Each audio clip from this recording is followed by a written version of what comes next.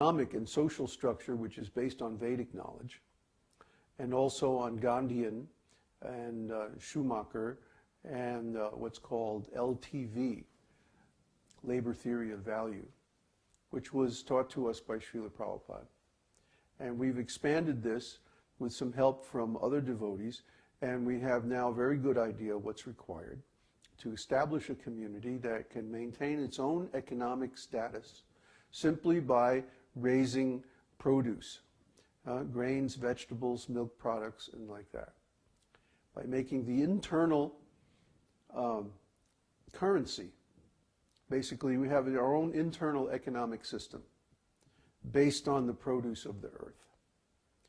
That way we can stay separate from the fluctuations of prices due to using a baseless currency. It's called a fiat currency, where the government just says, okay, here's a dollar, here's a peso, you know, print up another one.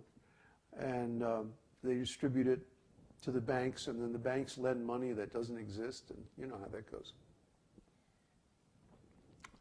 So we've come to a time when people are losing confidence in the economic system because the fundamental weakness of that system is now being exposed. The fact that when everything is based on credit, what happens when credit dries up? Well, you're going to see this year, because in the US especially, also in Europe and other parts of the world, the grain harvest this year is going to be very, very small and poor quality. Why? Because the farmers can't get credit. And farmers require credit in order to buy diesel fuel for their tractors and to buy fertilizers and even seed. So without credit, the farmers can't plant. Or if they do plant, the crops that they get are going to be very poor quality. Some of them aren't even going to be worth harvesting. So the grain this year is going to be in short supply, especially winter wheat. And we'll see what's going to happen, well, pretty soon now, because it's almost time. I think April is harvest time for winter wheat. We're going to see the grain prices going way, way up this year. And that's going to affect so many products, from breakfast cereals to bread to, I mean, hundreds and thousands of different products. So here it comes, folks. Don't say we didn't warn you. We've been warning people for years that this is going to happen, and people didn't take us seriously, and now it's happening. So guess what? We're down here in Chile. Chile is in a really good position because it has very little debt. And it also has a lot of foreign exchange, because for years Chile has been supplying copper to the rest of the world. So they have built up a large surplus of foreign exchange and very, very little debt, which means they won't be affected so much by the problems in North America and Europe. There's still going to be some effect, though. So we're also planning to organize down here some kind of economic system so that we can be more or less independent. And we're in the middle, in Villa Rica, we're going to be in the middle of a grain farming region. Grain, dairy products, and vegetables, which of course as vegetarians is basically all we need. So we're going to be raising food ourselves, and we're also going to be organizing and making connections with various suppliers and producers in the area, and we may even get together a grain futures market and stuff like this to try to stabilize prices in the region. So anyway, that's what we've been doing, getting ready to move 1 week from today. So next Sunday Satsang will be the last of this series until we get set up down in Vyabhicari. And we're actually probably we're not going to be right in Vyabhicari. We're going to be in a nearby town called Pucón. At Pucón, you can look it up on the internet, P-U-C-O-N. It's a beautiful little place. And there's also a Tibetan Buddhist monastery there. And probably of all the different groups in the world, the Tibetan Buddhists are more similar to our practices than anybody. They're fairly strict.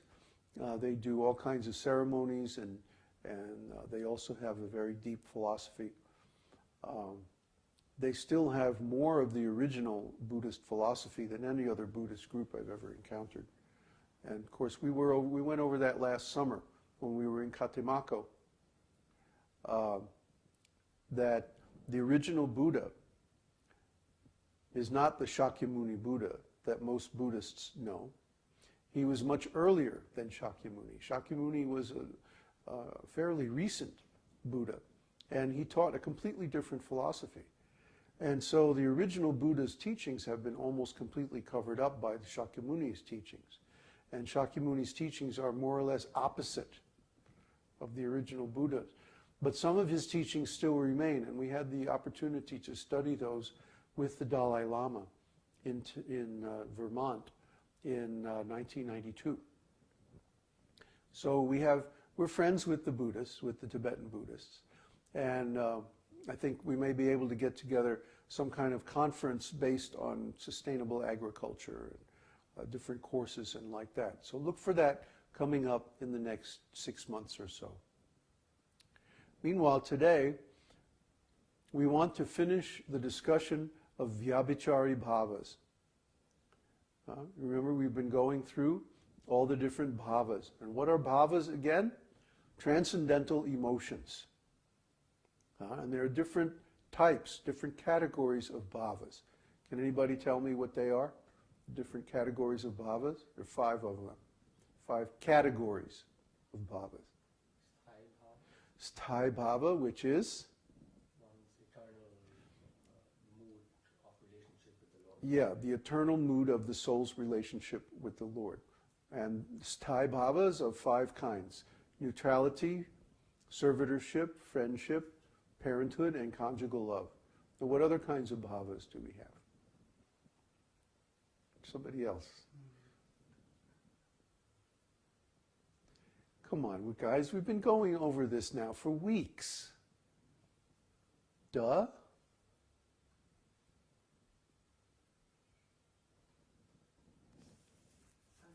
This is why my hair is gray, you see? I go over and over and over this stuff, and it goes in one ear and right out the other side. You can see daylight, you know? You look in the ear, you see daylight coming from the other side. What are the 5 categories of bhavas? Come on.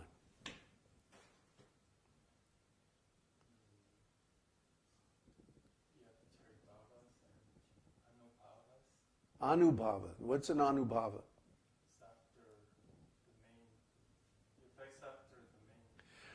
Right, anu means following.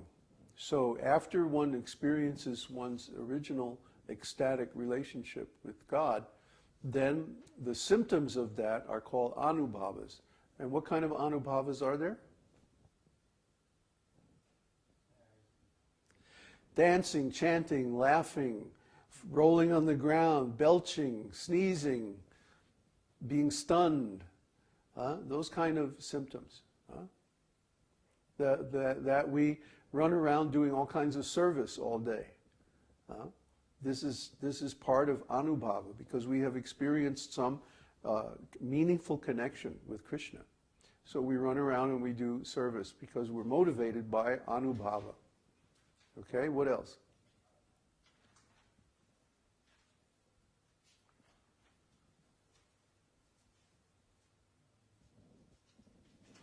What are we going to do with these guys? Huh? You need some B vitamins or something to make your brain work? Huh? These are because of misunderstood terms.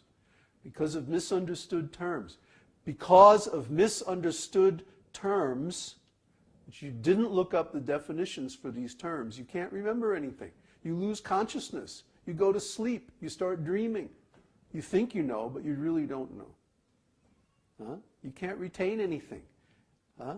It's like sand. You ever try to put sand in a bucket with a hole in the bottom? It comes right out the other side. Huh? You have to fill the hole in your bucket. Then you can hold this knowledge.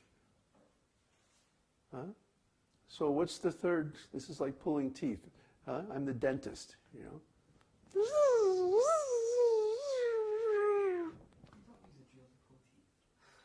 I do. Oh God. Satvika-bhavas, very good. And what are they? Overflowing ecstasies. Yeah, overflowing ecstasies which lead to? Rasa. No. Bodily ecstatic symptoms. Huh? Like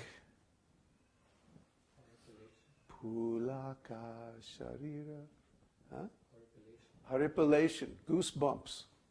Goosebumps. What else? Crying. Crying.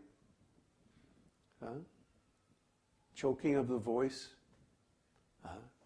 Trying to talk to Krishna and because one is overwhelmed by ecstatic feelings.